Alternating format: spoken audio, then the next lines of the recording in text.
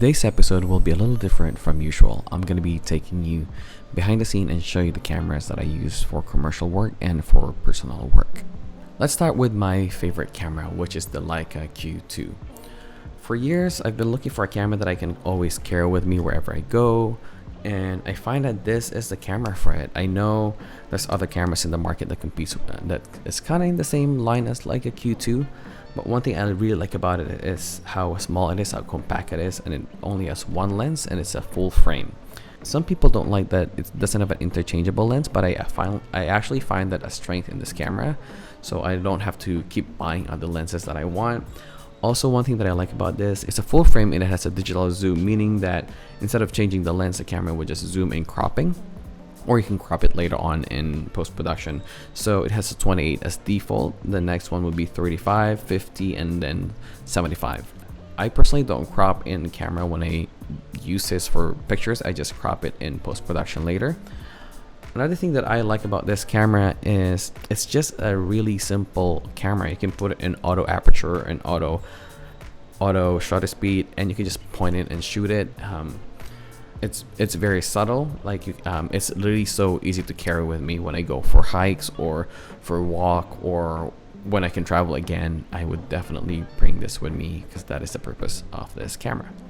Okay, let's go to my next camera, which is my workhorse. I use a Nikon Z7 primarily for my work. This is a 47, I think, or 45 megapixel camera. One thing I like about it is that it's lightweight compared to the DSLR, the traditional DSLR, and the files are big enough for my clientele, which is also a downside sometimes for photographers, because the bigger the megapixel are, then the bigger the files, which means it would accumulate more space in your hard drive. But yeah, I actually have two of these cameras, one as primarily and one as a backup, which I'm using to do this video. And yeah, I don't know, it's just an easy camera to use. I'm pretty sure a lot of you guys out there are familiar with this camera. This next camera is the camera that I use for commercial work, for billboard, when I shoot for billboards or marketing materials, or for gallery shoots. I use a Hasselblad H5D. This is not the newest Hasselblad. They actually have an H6D, which is 100 megapixel. This is about 50 megapixel.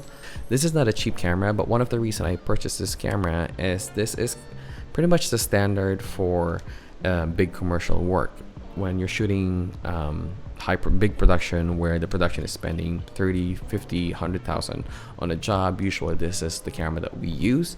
It's a media format. This is a 50 megapixel, and yes, the Nikon Z7 is also about 50 megapixel, but it doesn't have the same dynamic range, and the focus fall off is not the same as well than this camera. Although this is an older technology than the Z7, I still love it. It still produces high quality images, especially for portraiture, in my opinion.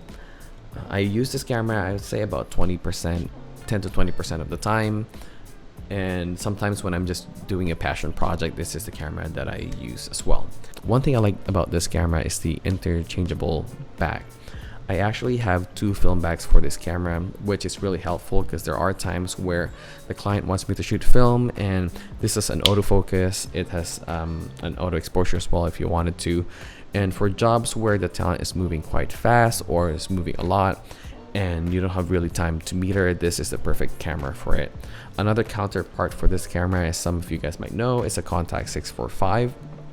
I was thinking of purchasing it originally, but when I found a film bag for this, it just made a lot more sense to me to get the film bag, since I already have different lenses for this camera. I believe the Contax 645 also use a Carl Zeiss lens, which is the same as this one. But yeah, I love this camera and I use it a lot for work. Okay, now let's go to the 35mm cameras that I have. My workhorse for film camera is my Contax G2. I originally purchased a Leica M6 and I love it, but it's not for me. And the reason for that is because there is no autofocus in the Leica M6, and for the job that I do, I rely a lot on autofocus. I need it to be fast, and yeah, so this is what I have. Before I had this camera, I have a Contax G1, which I love, and I still have one of them. I used to have two. I sold one, but I decided to keep one, which is not in the background right now because my friend borrowed it.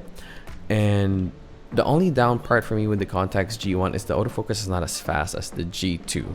So when I tested the G2, I fell in love with it right away. It has the same exact feeling as the G1, but better autofocus. So I was able to find a black Contax G2 in the market. And like I said before, when you're working professionally, you kind of need to have two bodies in case one fails. So I purchased another Contax G2, which is in the background, as these two are my workhorse for my film photography.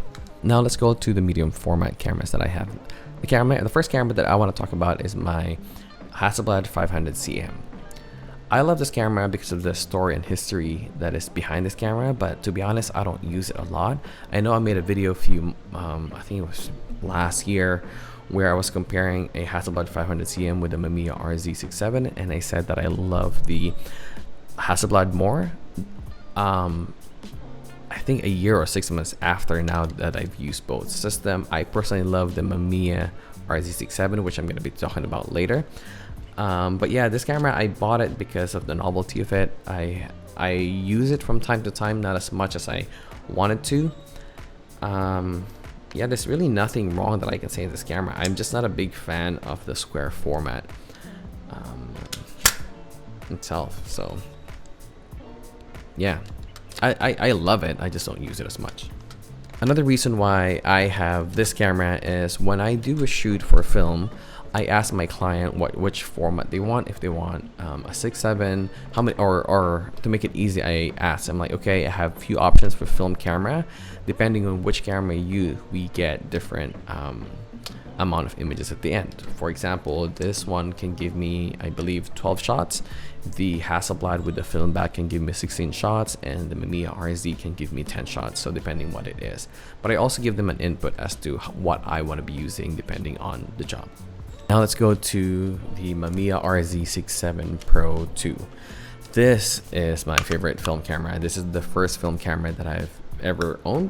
I didn't really know how good this camera is until last year when I really started using it.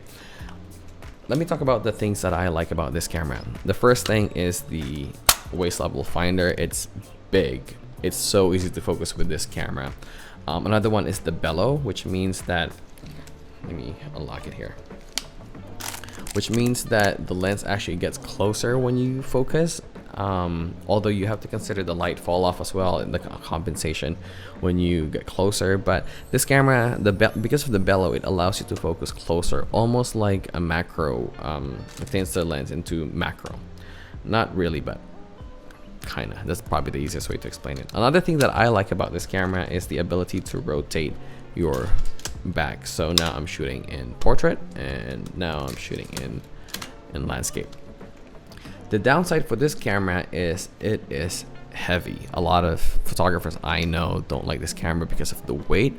I personally don't find it heavy. I like working with it. I don't use tripod when I shoot this. I have a prism as well, but I just love using the waist level finder. It works for me. I can focus this camera no problem. Maybe I'm biased because this is a camera that I've had the longest out of all my film cameras, and I'm so attuned to using it. Now let's talk about the cameras that I have just for fun. These are the cameras that I don't really use for work. I just have it because I wanted it, and it gives me pleasure shooting with it. First is my Contax T2. This is a very iconic camera. I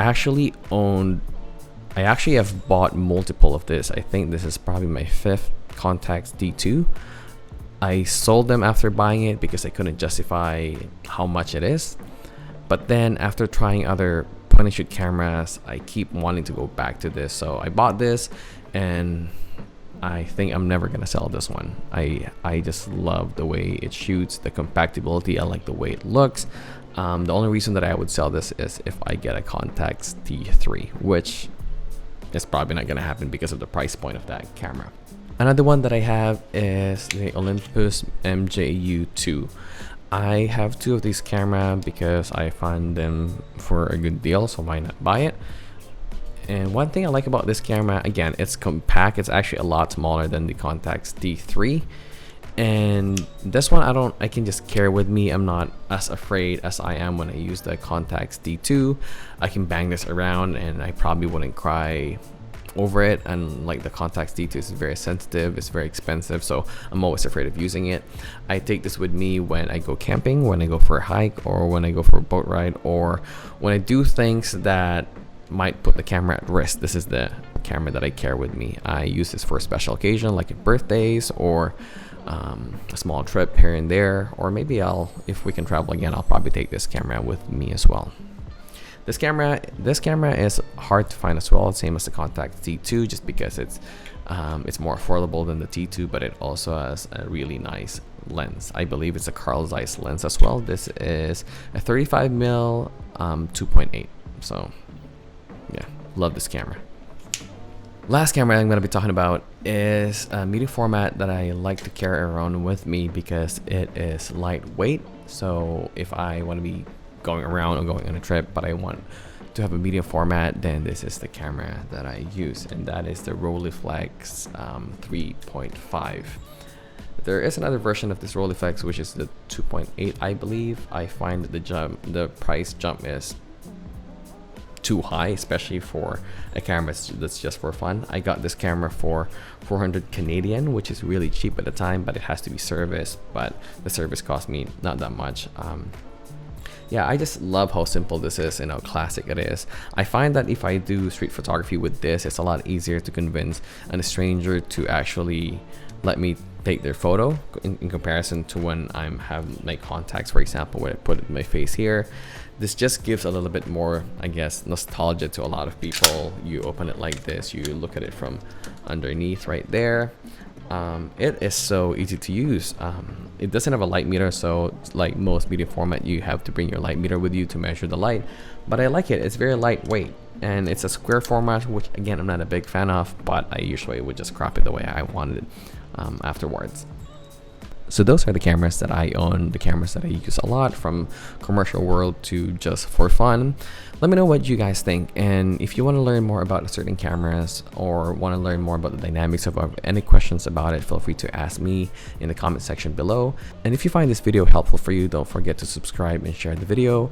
I really appreciate you guys' support and just liking and viewing my videos. I know I haven't done a lot recently, it's just been busy with work, but hopefully, like moving forward, I can start producing more content. And again, if there's any content that you want me to do, or if you have any questions, feel free to ask me. If you want to see more of my work, just head to noahasanyas.com.